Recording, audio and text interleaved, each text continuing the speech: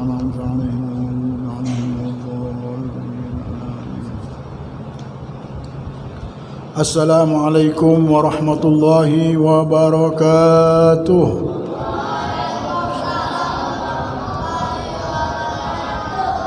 الحمد لله الذي أنعم علينا النعم.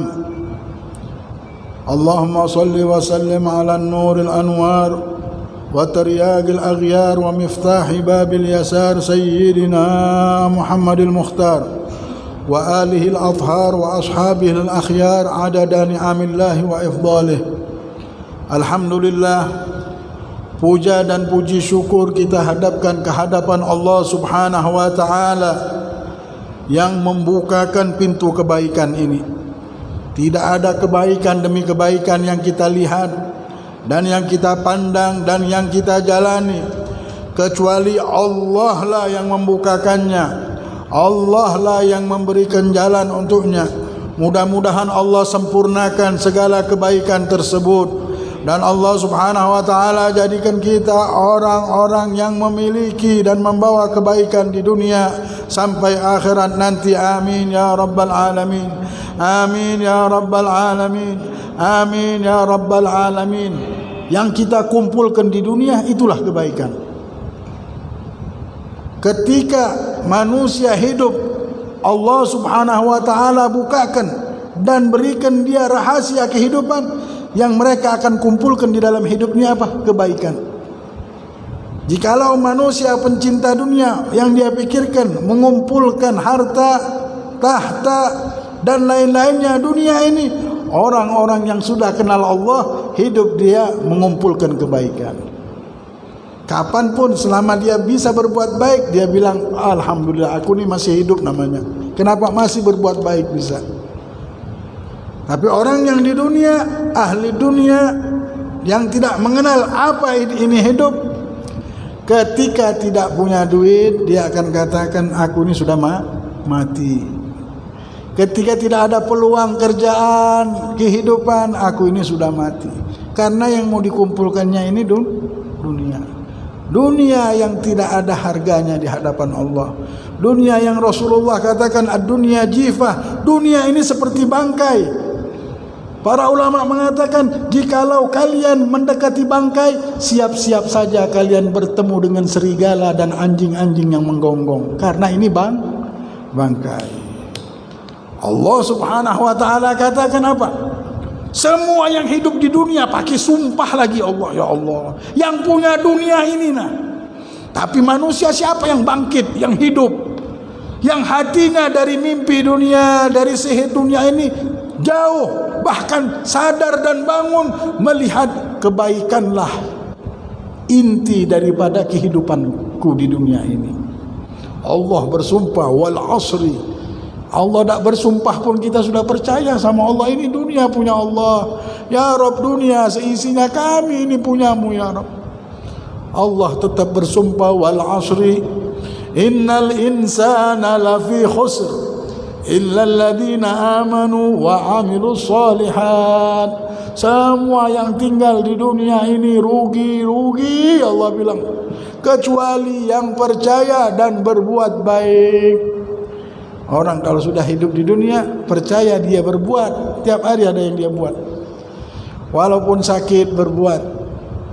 Orang yang sakit berbuat baik ketika dalam hidupnya, ketika sakit tetap Allah pahalakan. Falahum ajrun ghairu mamnun. Wattini wazzaitun wa turi sinin wa hadzal baladil amin laqad khalaqnal insana fi ahsani taqwim thumma radatnahu asfala safilin illa alladhina amanu. Kecuali orang-orang yang beriman wa amilus solihat dan berbuat baik, falahum ajrun ghairu mamnun. Mereka punya balasan dari Allah tak pernah putus. Terus Allah kasihkan pahala. Tak henti-hentinya Allah mau memberikan pahala kepada orang yang hidup di dunia ini berbuat baik. Bangun tidur sudah dididik kita untuk punya niat yang baik. Bangun tidur saja sudah disuruh. Aku hidup ini untuk kebaikan. Orang kalau sudah hidup untuk berbuat baik dan kebaikan, nikmat sudah. Setiap hari panen kita. Senyum dapat pahala. Jalan sudah niat, kalau ada jarum tengah jalanan supaya nak kena orang kita pinggirkan, dapat pahala. Semua niat-niat baik kita dapat pahala. Para aulia sholihin, kita lihat Habib Shalih bin Muhsin, amalnya mungkin banyak kan orang lain yang beramal, tapi orang ini sudah beramal dengan hati yang tahu dengan kebaikan. Memang dia mengumpulkan kebaikan. Ini kebaikan berharga, seperti kalau dia dapat kebaikan, dapat keuntungan. Ketika manusia sudah bisa mendapatkan kebaikan, itulah untung kita. Ada masalah, apakah masalahnya yang masalah? Bukan. Masalahnya ini, bisakah kita dapat kebaikan dari masalah ini? Ada nikmat, apakah nikmat ini akan menjadi nikmat? Jangan sampai kita dapat fitnahnya nikmat ini, fitnahnya dunia ini. Bagaimana kita dapat kebaikannya daripada nikmat? Ada nikmat syukur, ada musibah sabar. Ini kebaikan-kebaikan semuanya. Kita disuruh pintar-pintar ngambil kebaikan. Ada masalah ini, ambil kebaikan. Semuanya untuk kita ambil kebaikannya. Jadi intinya kebaikan. Alangkah bahagianya manusia yang sudah tahu dengan kebaikan. Allah katakan, semua yang tinggal di dunia ini, yang mereka sebentar saja tinggal dan akan ditanyakan oleh Allah, sebentar tempat kita tinggal ini, kecuali orang-orang yang berbuat baik, mereka untung.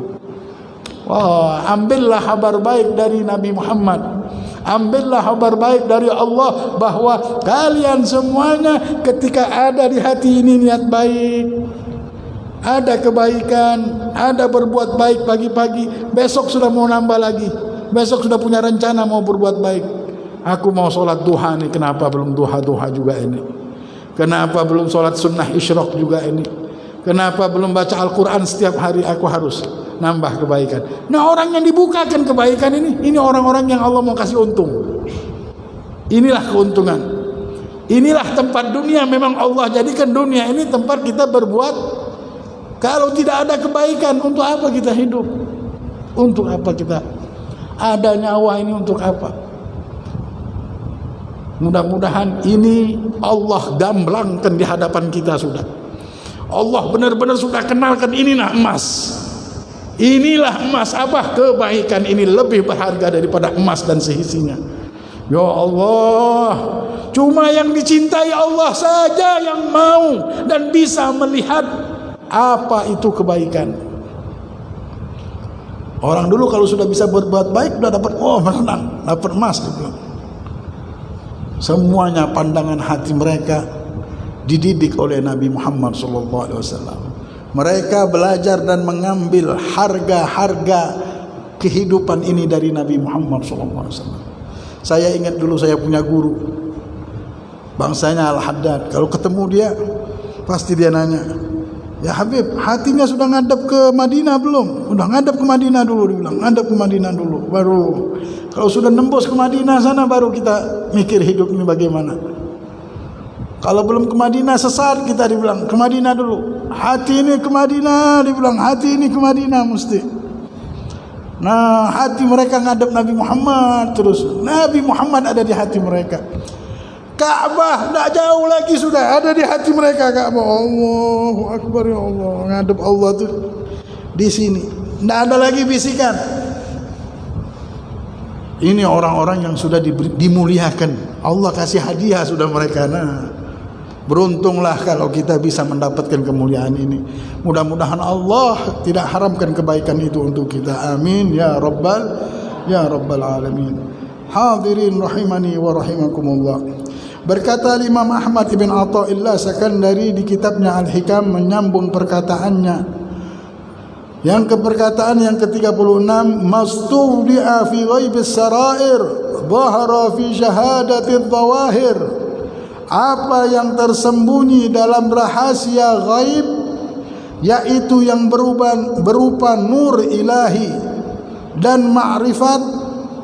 Rahasia yang bentuknya ini nur, cahaya ilahi, cahaya dari Allah, yang tidak bisa dipandang oleh manusia, yang tidak bisa dipandang oleh kasat mata, seperti ma'rifat, pasti akan tampak bekas pengaruhnya pada anggota zahir. Anggota zahir badan kita ini itu akan mendapatkan pengaruh dari batin kita. Abu Hafs berkata, bagusnya adab kesopanan zahir membuktikan adanya adab yang di dalam batin. Ketika ada orang zahirnya bagus, tanda batinnya bagus. Jangan sampai kita balikkan, orang ini zahirnya saja, batinnya belum tentu. Zahirnya saja, lidahnya saja bisa ngomong, tapi batinnya belum tentu. Memang akan tetapi zahir kita, lidah zahir, pandangan zahir, telinga zahir, yang ada langkah zahir ini tanda apa yang ada di batin. Perbaiki zahir, niscaya batin kita pun akan ikut baik. Rasulullah sallallahu alaihi wasallam bersabda, ketika melihat seorang main-main tangannya ketika sembahyang, dia main tangannya ketika sembahyang, maka Rasulullah berkata, "Lau khasha'a qalbu la khasha'at jawarihu." Kalau hatinya khusyuk, maka semua anggota badannya akan khusyuk juga. Kalau tangannya main-main, tanda hatinya juga main-main. Kalau kepalanya, matanya kesana kemari, tandanya hatinya kesana kemari. Tapi pandangan yang mantap menunjukkan hatinya mantap juga. Ada sebagian thariqah ketika berzikir memakai, karena ada tarian nafasnya, memang ada tempat-tempat yang butuh dengan nama Allah. Dan ada thariqah dengan sakinah seperti thariqah Alawiyah. Thariqah Alawiyin ini mereka kalau berzikir tidak mau pakai gerak. Mereka la ilaha illallah, la ilaha illallah. Karena apa? Mau memantapkan semua anggota untuk masuk ke kehadirat ilahiyah, mengkhusyukkan semua anggota supaya tenang dalam berhadapan dengan Allah. Semuanya menyampaikan kepada Allah Jalla Jalaluhu wa Ta'ala azamatuh. Andaikan khusyuk hati orang itu, niscaya semua anggota badannya pun akan khusyuk. Jikalau hamba ini benar-benar taat sama Allah, cinta sama Allah, anggota badannya pun akan taat sama Allah. Badannya tidak mau meniru badannya orang kafir. Badannya tidak mungkin akan membuat satu gambar-gambar yang mana sesuatu tersebut tidak seperti yang diajarkan oleh Allah Subhanahu wa taala. Matanya pun akan memandang sesuatu yang disenangi oleh Allah Jalla Jalaluhu wa Ta'ala azamatuh. Jadi rahasia batin kita ini tergantung apa yang ada di zahir. Jagalah zahir kita, karena zahir ini tanda batin kita. Abu Talib Al-Makki berkata, Allah menunjukkan tanda bukti seorang kafir, yaitu bila disebut nama Allah saja mereka mengejek dan enggan tidak mau menerima. Orang kafir ini Allah sifatkan di surat Az-Zumar, wa idza dzukirallahu wahdahu isma'azzat qulubul ladina la yu'minuna bil akhirah. Kalau mereka disebut-sebut nama Allah, langsung hati mereka merengut. Kalau disebut-sebut nama Allah, langsung hati mereka benci, tidak menerima. Begitulah orang-orang yang tidak percaya dengan Allah. Ada yang tanpa sadar mereka tidak percaya dengan kekuatan Allah. Ketika disebutkan, mari kita berdoa minta sama Allah. Mari kita meminta anugerah Allah untuk keselamatan kita. Hati orang-orang, walaupun mereka muslim, mungkin percaya sama Allah, karena sudah dikuasai oleh syaitan dan kekuatan dunia, tidak mempercayai lagi bahwa ada kekuatan Allah. Kehidupan yang mereka akan hidup ini bisa diselamatkan dengan kekuatan dunia dan isinya ini. Pandangan keselamatan beda di mata mereka. Pandangan kebahagiaan beda di mata mereka. Pandangan pertolongan beda di mata mereka. Kenapa? Karena hati yang sudah lama tidak melihat Allah, karena tidaknya kenal dan tidak adanya cahaya yang Allah turunkan kepada dirinya. Istauhadha alaihimus syaitan fa'ansahum dzikrullah. Allah berfirman, dirinya dikuasai syaitan sehingga tidak bisa ingat lagi sama Allah. Tidak bisa lagi melihat kekuatan Allah. Langit di hadapannya tidak bisa dia lihat, bahwa yang punya Allah. Dia makan, dia menikmati telinga mendengar suara, tidak dia bisa menikmati. Itulah pemberian Allah Subhanahu wa taala. Ulaika hizbus syaitan, mereka adalah golongan syaitan. Kalau sudah ditutup, tidak bisa berhubungan sama Allah, tidak bisa dekat sama Allah. Sifat-sifat ini, pemberian batin ini namanya sudah tidak ada lagi. Tandanya apa? Zahirnya sudah tidak menginginkan sesuatu yang baik.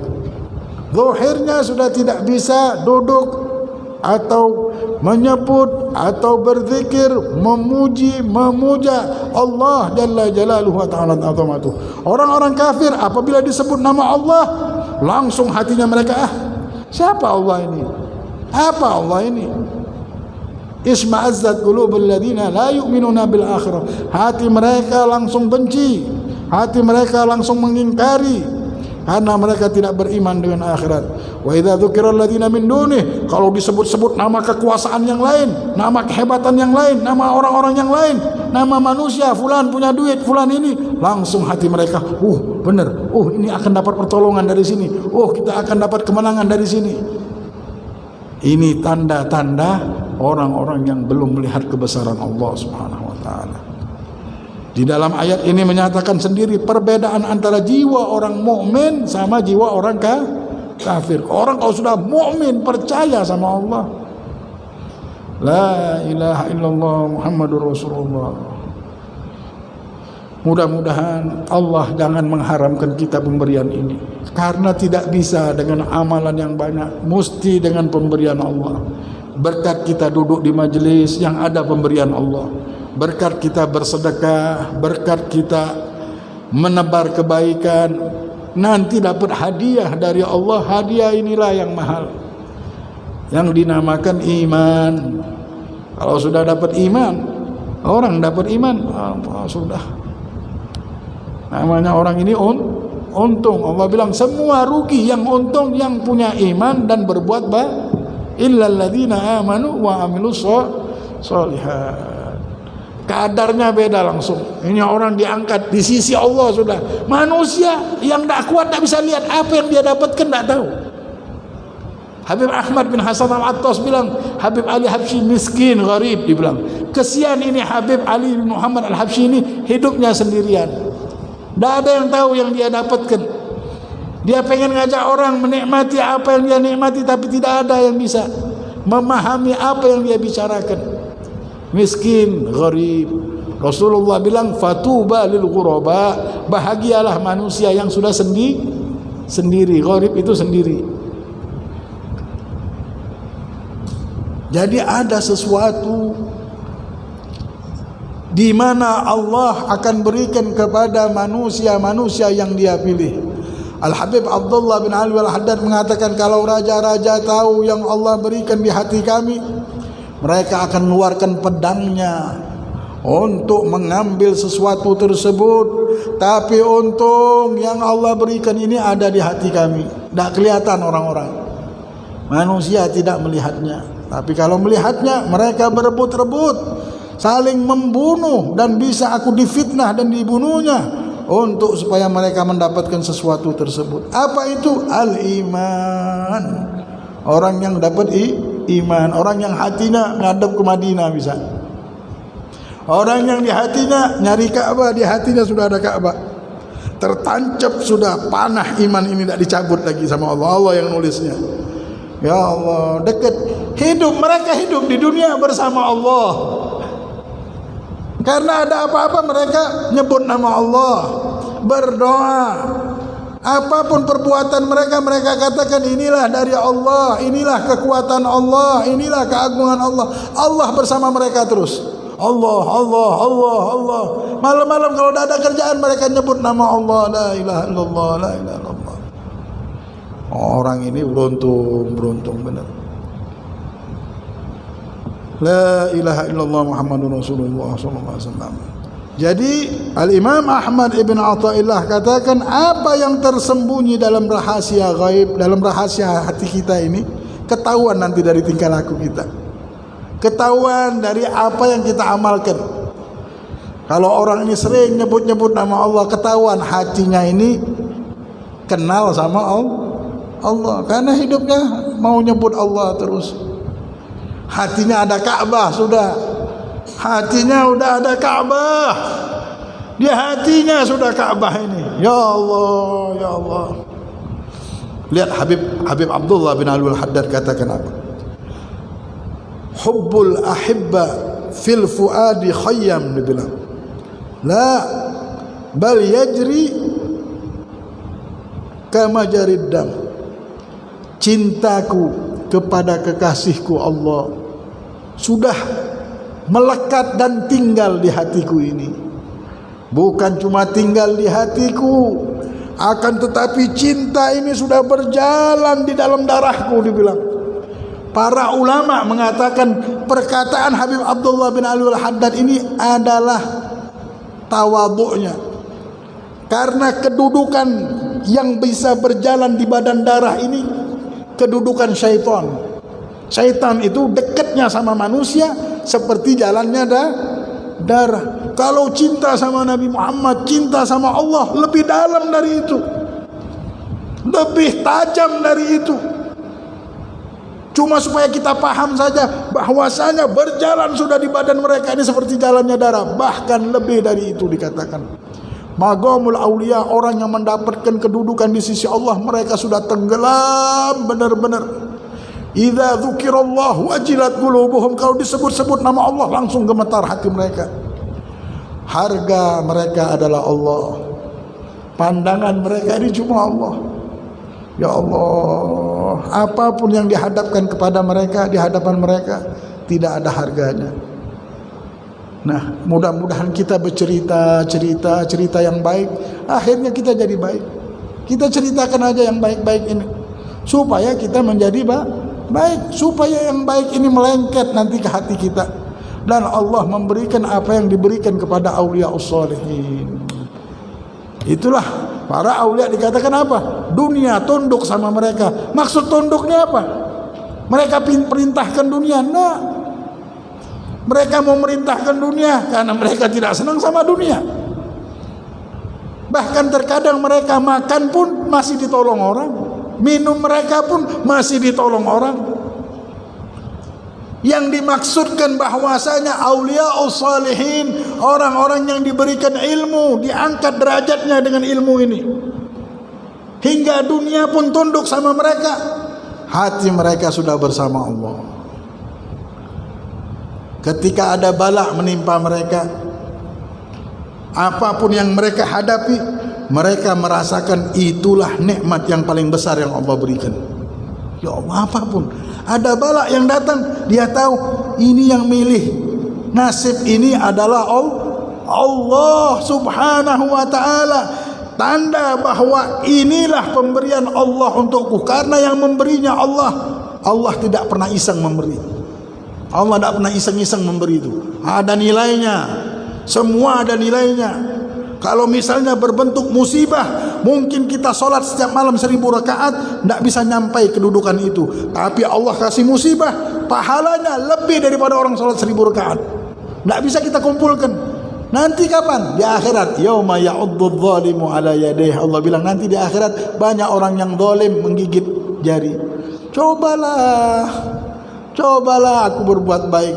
Cobalah aku ridho dengan takdir Allah. Cobalah aku tahu ini pilihan Allah, ini yang terbaik untukku.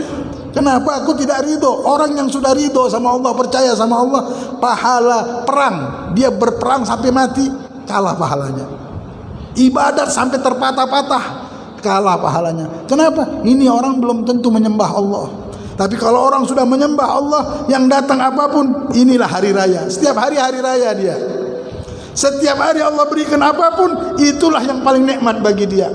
Yang dia impikan selamat dari bala, yang dia impikan mendapatkan nikmat ini, yang dia impikan mendapatkan keuntungan ini. Semuanya yang belum datang itu belum untung baginya. Keuntungan yang Allah tentukan sama dia tadi. Nah, ini untung namanya. Allah kirimkan musibah, dia bersabar dan ridho, itulah untung. Ini orang punya hitungan sudah benar namanya. Inilah hamba-hambanya Allah. Siapa mereka? Mereka inilah hambanya Allah. Karena dunia pun tidak bisa memfitnah mereka. Itulah arti dunia itu tunduk. Keadaan dunia ini tidak bisa memfitnah dia lagi. Miskin, kaya, senang, susah, tidak bisa memfitnah hati mereka. Karena hati mereka sudah bersama Allah. Dunia pun tunduk. Mungkin dia makan, ada yang namanya hidup ini ada saling tolong menolong, ini menyempurnakan ini begini. Tapi itu bukan hukumnya. Hukumnya adalah manusia ini dapat fitnah dunia atau tidak. Kalau terkena dengan fitnah dunia ini, dia akan kotor. Tapi tidak kena fitnah dunia, hambanya Allah. Hambanya Allah ini senang terus. Apa yang Allah kasih senang. Jadi tidak pernah mimpi-mimpi. Mimpinya adalah Allah. Mimpinya berbuat baik. Ketika dia ketemu sama kebaikan, alhamdulillah, untung hari ini. Ketemu lagi sama yang baik, alhamdulillah, untung. Kita lihat orangnya mungkin tidak punya baju, tidak tahunya kunci sorga dia pegang. Kunci sorga ada di kantongnya sudah. La ilaha illallah. Tidak kepingin apa kita diangkat derajat oleh Allah dengan memiliki kunci sorga. Tidak kepingin apa dengan ilmu, dengan berkat pandangan hidup kita, hati yang memang penuh ma'rifat, terlihat dari amalan kita ini sudah melihat kebesaran Allah subhanahu wa ta'ala. Oh, orang yang diangkat benar derajatnya. Orang baru punya kunci istana saja nih. Kunci istana, kunci apartemen saya punya. Ini bukan kunci apartemen, kunci sorganya Allah. Sorganya Allah ada di tangan ini. Si Fulan bin Fulan ini megang kunci sorga. Oh, kita bagikan sama anak-anak ini. Nak taunya Fulan ini punya kunci sorga. Fulan berkat apa? Punya ilmu. Masing-masing dari majelis dapat pintu sorga. Oh, bersyukur benar kita. Ya Allah, ya Allah. Nah, ada lain kecuali menjadikan hati kita memandang Madinah terus. Nah, hati kita memandang sama Rasulullah SAW. Untung kalau kita memandang ke sana sudah. Dunia dah habis-habis kita pandang. Dunia ini banyak fitnah, tapi sudah mandang Madinah, mandang Rasulullah. Itulah pemberian yang sudah paling puncak. Nikmat yang sudah kita dapatkan yang paling puncak. Mari kita pandang terus, jangan kita rubah lagi pandangan batin kita ini. Dan pandangan batin kita ini akan menjadi bercahaya dengan kita bisa memandang Allah terus dan Rasulullah SAW. Mudah-mudahan cahaya ilmu, cahaya hati mencahayai hati kita terus. Amin ya rabbal alamin. Al-Imam menyambung lagi ceritanya. Syattan baina man yastadillu bihi aw yastadillu alaih. Al-mustadillu bihi arafa al-haq li ahlihi.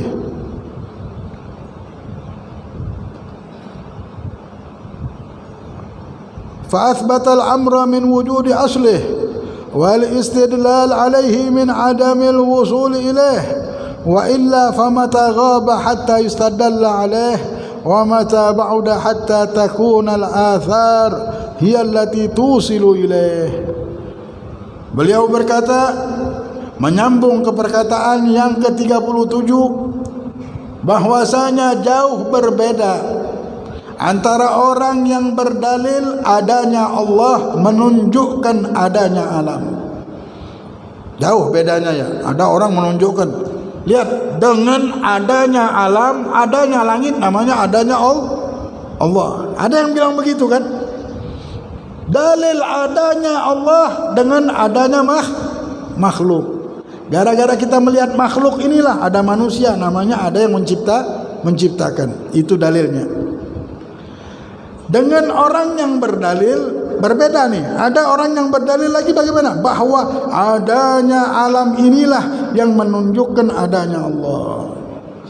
Nah, jadi ada dua orang. Satu bilang adanya Allah menunjukkan adanya alam. Ada yang bilang adanya alam ini menunjukkan adanya Allah. Ada yang dari atas ke bawah, ada yang dari bawah ke atas. Beda orang dua ini, beda jauh. Kenapa? Orang yang berdalil adanya Allah menunjukkan adanya alam, yaitu orang yang mengenal hak dan meletakkan pada tempatnya. Orang ini sudah kenal benar sama hak. Dia sudah bisa adanya Allah. Mana? Allah menunjukkan itu adanya alam. Dulu Imam Fakhrul Razi pernah. Imam Fakhrul Razi ini ahli tafsir, dan dia mengarang 1000 dalil menunjukkan adanya Allah. Ketika dia datang ke Damaskus, semua orang ngasih jalan. Ada orang tua perempuan ngelihat rame-rame, kenapa kalian ini? Ada apa kalian ini sehingga mendorongku? Dibilang ada imam besar yang mau liwat. Imam Fakhrul Razi yang mengarang tafsir Fakhrul Razi. Siapa dia?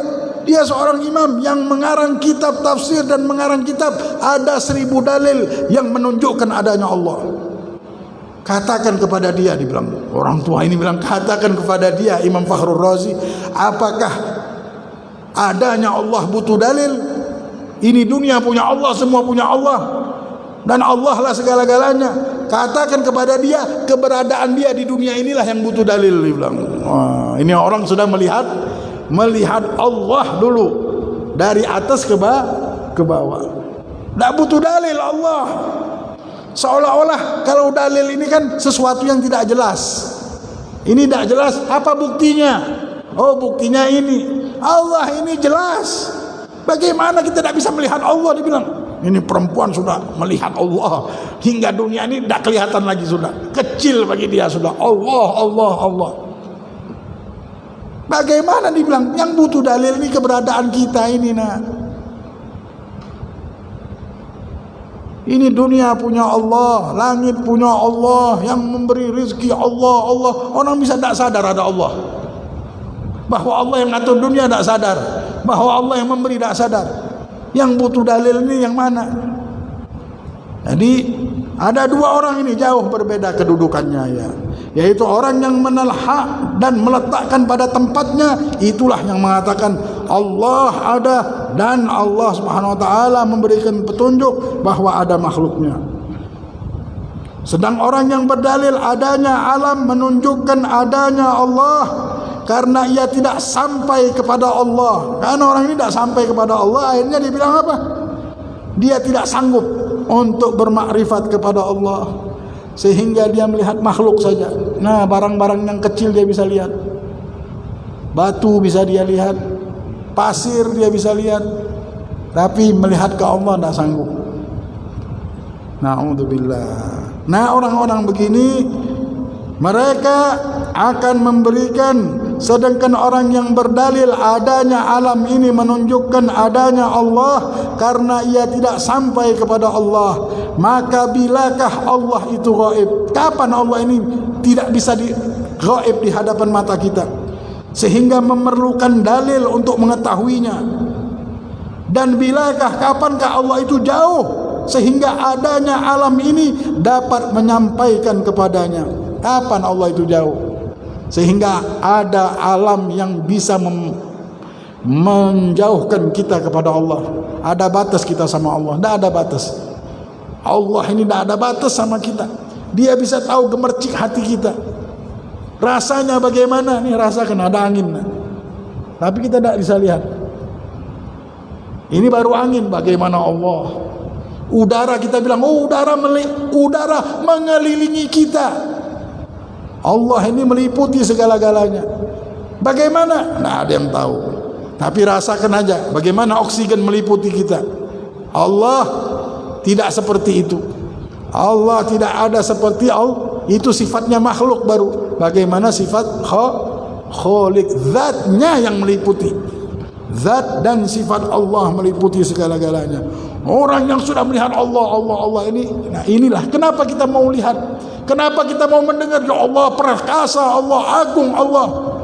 Dan bagaimana Allah ini punya jarak? Tidak, jaraknya adalah amalan kita. Gara-gara hati kita cinta sama dunia, hati kita memikirkan kehidupan dunia yang berlebih-lebihan tanpa memandang Allah, akhirnya sihir dunia masuk ke hati kita. Terasa Allah ini jauh akhirnya. Padahal Allah tidak ada jarak. Nafsu kita, nafsu pengen makan, minum, nafsu perempuan, nafsu yang lain-lainnya, akhirnya menjadikan kita jauh sama Allah. Tapi coba kita lawan hawa nafsu, puasa. Syekh Abu Bakar bin Salim akhir umurnya tidak berani ngangkat kepala. Ngangkat kepala aja tidak berani. Bagaimana aku mau bisa mengangkat kepala sedangkan aku tidak melihat satu makhluk pun kecuali ingat sama yang menciptakannya. Tidak aku melihat pandanganku kecuali aku melihat Allah. Bagaimana aku bisa mengangkat kepalaku ini? Nah, tidak bisa mengangkat kepala semuanya. Nunduk begini. Orang sudah kenal sama Allah. Apa manfaatnya kita kenal sama Allah? Hidup ini dunia punya Allah. Allah punya keinginan kita hidup di dunia ini bukan ngurusin sesuatu yang tidak Allah inginkan. Allah ingin kita mengabdi, berbuat baik, mendekatkan diri dengan Allah. Ini tempat kita dekat diri. Di mana tempat kita mendekatkan diri? Ya di dunia ini. Tidak ada tempat lain. Dunia inilah tempat Allah mau melihat siapa yang dekat hambanya. Jadi kita melihat Allah dan melihat makhluk ini butuh dalilnya. Kalau Allah sudah tidak butuh dalil, Allah sudah jelas. Allah bersama kita hidup sudah. Mulai detik ini kita harus punya kejelasan hidup. Apa kejelasan hidup? Memilih bahwasanya Allah bersama kita hidup. Allah di pandangan mata kita terus. Wallahu akhrajakum min butuni ummahatikum la ta'lamuna syai'an wa ja'alakumus sam'a wal absara wal afidah la'allakum tashkurun. Allah berfirman di surat Nahl, dan Allah telah mengeluarkan kamu dari perut ibumu. Allah yang mengeluarkan kita dari perut ibu kita. Semuanya ini pakai kekuatan Allah, kebersamaan Allah yang ada bersama kita. Siapa lagi? Siapa yang menggerakkan darah kita? Siapa yang menggerakkan nafas kita ini? Jantung kita bergerak sendiri. Semuanya adalah Allah dan kekuatan Allah, ilmunya Allah dan adanya Allah bersama hambanya. Kemudian Allah memberi kepadamu pendengaran dan penglihatan serta fikiran atau perasaan supaya kamu bersyukur. Allah kasih kita perasaan, tambah lagi merasakan Allah bersama Allah. Suara yang kita dengar semuanya ini panggilan Allah supaya kita dekat sama Dia. Alhamdulillah.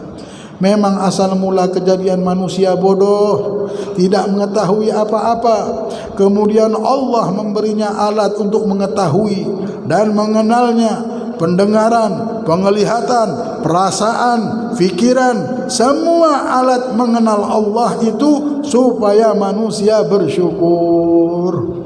Sebab dengan bersyukur itu manusia sempurna dan sejahtera hidupnya. Yaitulah setelah mengenal kepada Allah. Allah yang menjadikan dan menjamin segala hajat kebutuhannya. Orang kalau sudah bertuhan, oh nikmat dia. Tak panjang-panjang benar ya jalan hidup, tapi tak perlu panjang mikirnya karena sudah untung semuanya dia yang dia hadapi inilah yang dia dapatkan keuntungan ya. Kalau kita tak mungkin masalah yang dihadapkan itulah yang akan menjadikan untungnya besar, surganya Allah. Tak tanya dari masalah inilah dia dapatkan surga, kunci surga Allah berikan. Jadi nikmat semuanya. Tidak ada kenikmatan seperti itu. Kalau kira-kira kalau ada orang bilang, tolong kamu duduk di sini, sabar sebentar, urus. Saya akan berikan kau uang 1 triliun. Nyawa kita korbankan ya. 1 triliun nyawa kita korbankan. Tapi ini bukan itu lagi. Diberikan kunci surga. Harganya tidak tahu lagi berapa ya. Nah, Allah duduk sama Nabi Muhammad lagi di surga. La ilaha illallah, ya Allah, ya Allah, ya Allah. Bahkan mereka di dunia ini, saya mendengar cerita Habib Ali bin Muhammad Al-Habsyi. Itu murid-muridnya bilang, demi Allah, jikalau kami duduk sama Habib Ali Habsyi sedang majlis ta'lim, dia bilang ada malaikat Ridwan buka pintu surga. Wahai murid-murid Habib Ali Habsyi, masuklah surga kalian. Demi Allah kami tidak akan berdiri dari majlis itu. Kenapa? Kami duduk dengan Habib ini seperti kami duduk sama Rasulullah, seperti kami duduk bersama Allah. Bagaimana surga ini punyanya Allah, punya Rasulullah. Kami tidak akan berdiri, kami nikmat seperti di surga sudah dibilang. Kenapa? Bersama Allah. Orang kalau sudah hidup bersama Allah, Rasulullah bilang, Rasulullah bersabda, al-khalqu kulluhum iyalullah. Makhluk ini keluarga besarnya Allah. Fahabbullah li khalqihi anfa'uhum li iyalih. Sampai disifatkan begitu. Allah ini seperti keluarga besarnya makhluk ini. Paling Allah senangi manusia yang bermanfaat untuk keluarganya. Itulah orang kalau sudah bersama Allah, di rumahnya ada Allah, ada Rasulullah di rumahnya. Bukan cuma di rumah, di hatinya sudah ada Ka'bah, segala-galanya sudah. Wa fi anfusikum afala tubsirun. Di diri kalian sendiri apakah kalian tidak melihatnya? Di diri kalian sendiri apa kalian tidak memandangnya? Inilah yang disebutkan oleh Habib Abdullah bin Al-Haddad, kalau manusia tahu, mereka akan mengeluarkan pedangnya untuk mendapatkan itu, tapi ditutup sama Allah, tidak kelihatan. Alhamdulillah, mudah-mudahan Allah berikan nikmat ini. Allahumma hadina fi man hadait, wa afina fi man afait, wa tawallana fi man tawallait, wa barik lana fi ma a'tait, wa qina bi rahmatika syarra ma qadait. Allahumma nawwir qulubana ya Allah. Ya Allah, cahayai hati kami ya Allah. Berikan kami kenikmatan yang benar ya Allah, kenikmatan yang hakikat ya Allah di kehidupan dunia dan akhirat kami. Keuntungan yang benar. Rabbana taqabbal minna innaka antas samiul alim. Tub alaina ya maulana innaka antat tawwabur rahim. Rabbighfir warham wa anta khairur rahimin. Sallallahu ala sayyidina Muhammad wa ala alihi wasallam. Alhamdulillah rabbil alamin. Taqabbalallahu minkum.